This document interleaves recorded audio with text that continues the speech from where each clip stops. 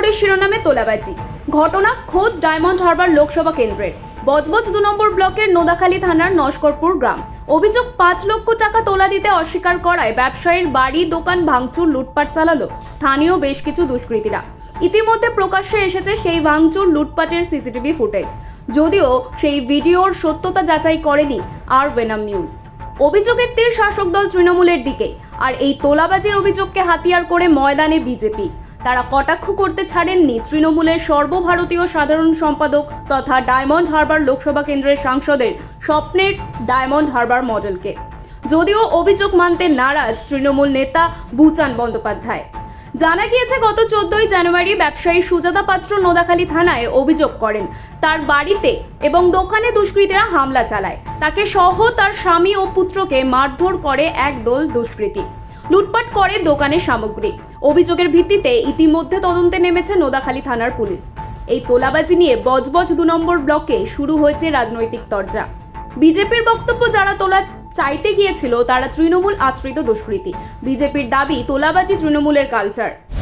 তোলা চেয়েছে, তোলা না দেওয়ার জন্য তার দোকান ভাঙচুর করেছে এবং লুটপাট করার চেষ্টা করেছে। এই ঘটনা তো নতুন কিছু নয়, সারা পশ্চিমবঙ্গ জুড়ে তৃণমূল আসার পর থেকেই এই কালচার হয়েছে। তৃণমূলেরই কালচার। তোলাবাজি, সিন্ডিকেট, প্রমোটিং, বেআইনি, এগুলো সব তো ওদেরই কাজ। আর যখনই ফ্যাসাদে পড়বে তখন বিজেপির নামে দোষ চাপায়। বিজেপির অভিযোগ অস্বীকার করেছেন বজবজ 2 নম্বর ব্লকের সভাপতি বুচান বন্দ্যোপাধ্যায়। তিনি বলেন, তৃণমূল এই ঘটনার সঙ্গে যুক্ত নয়। জমি নিয়ে পারিবারিক বিবাদ হয়েছে পাত্র পরিবারে।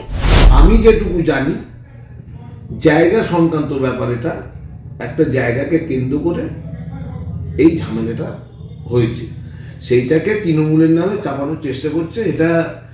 আর যারা বলছে তৃণমূল আশ্রিত ওই বাড়ির, উনি নিজে বিজেপি করেন, নিজে বিজেপি, গায়ে লেখা নেই তো বিজেপি, তবে বিজেপি করেন।